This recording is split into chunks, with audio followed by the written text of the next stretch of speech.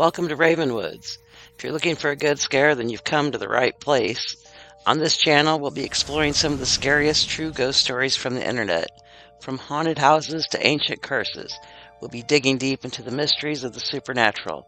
So sit back, relax, and get ready to be spooked.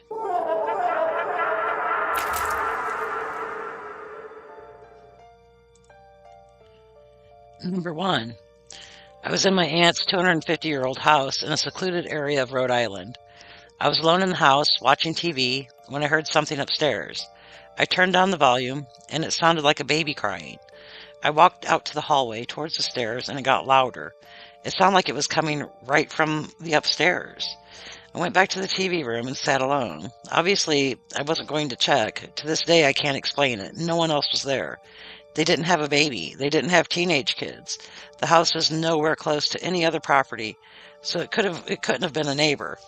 I believe in science, which points to the fact that ghosts aren't real, but I still have no explanation. Number 2. My most surreal experience was when my granddad was dying, and my Nana, who had died a few years before, came back to get him. My Nana and I were super close, but my granddad and I weren't at all. One night, my mom checked in on me, and I stood at the door. There was no way he could have known I was there, but he started saying, "Get Amy," over and over, which was very out of character. I went in, and he started talking to him, but he zoned out and just started watching the foot of his bed. Then he turned toward my mom and said, "Rosie's there," and nodded at the foot of his bed. Rosie was my Nana's name.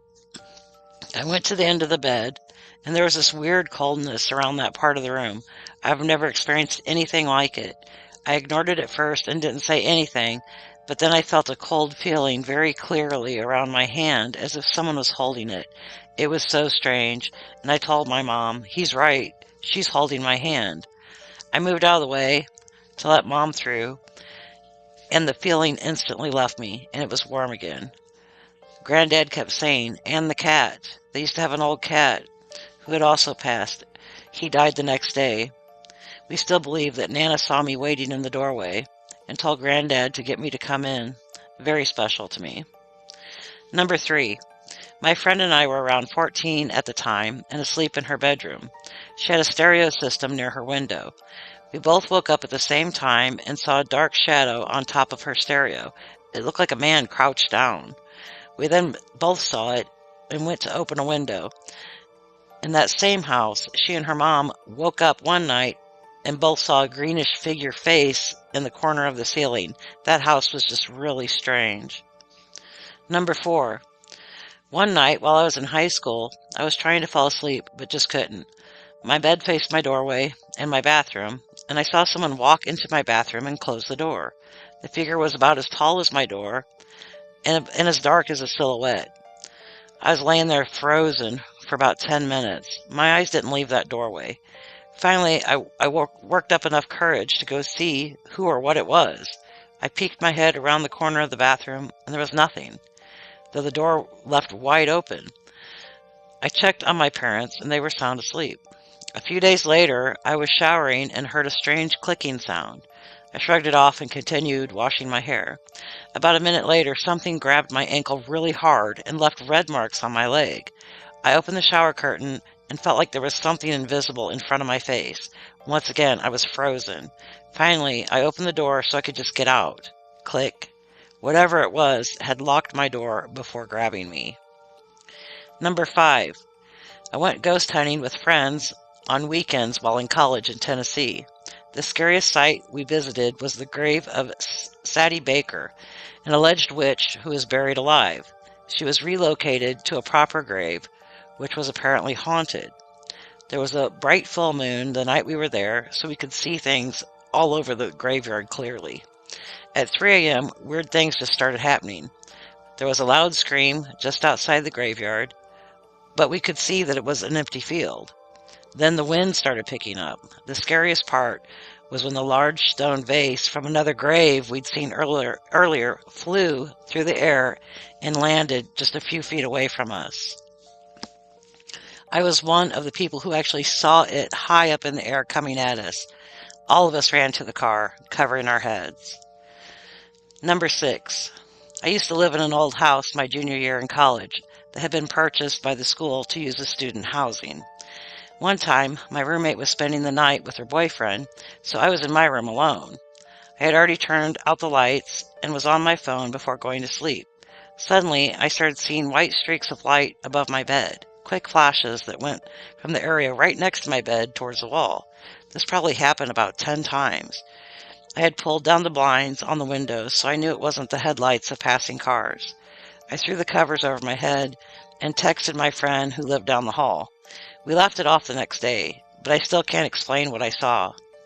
Seeing that I apparently go to one of the most haunted colleges in the U.S., if not the most haunted, I'm open to the possibility that I saw spirits that night. Number 7.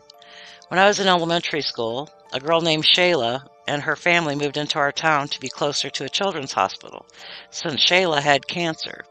She was a year younger than me, and we became friends. She only lived in the town for around a year and a half before she died at only 7 years old. Shortly before she died, my school had a remembrance ceremony for her, which included discussing her favorite songs and her love of rainbows. Later that day, during recess, my friends and I noticed a rainbow in the sky. It had been a bright and sunny day, absolutely no rain at all. But what was really unusual is that the rainbow appeared upside down. It was in the shape of a smile. I know this was Shayla's way of telling us that she was happy and loved us all very much. It's been almost a decade now since she died, but I know she's okay because I saw her rainbow. Number 8. Ever since our family moved into our house, we've heard stomping in the attic, even when no one is up there. At night, you can hear kids running down the hallways, even though our family is the only one with kids. There are no pets either. One night, we heard a child sobbing from somewhere inside the house. All the kids were asleep, and no one was crying. Sometimes toys in the house will turn on unexpectedly, even when they have no batteries. Cabinets will open after being left closed. It wasn't until this year that we found out that a little girl had died in our house many years ago. Number 9. I was driving home after meeting friends around 3 a.m. and happened to pass a cemetery. I saw a kid, maybe 4 or 5 years old, riding one of those yellow plastic tricycles on the side of the road. After I passed him, I thought, wait a minute, it's 3 a.m. Where are those kids' parents? I looked in my rearview mirror, and the kid was gone. Number 10. I used to live in an old Victorian house. A lot of weird shit happened there. One day when I was 15, my mom and my siblings went to the house next door, since my mom's fiancé lived there. I was in the bathroom of our house getting ready, and out of the corner of my eye, I saw a little girl run past the bathroom door. I assumed my sister had come back, so I shouted at her, but there was no answer.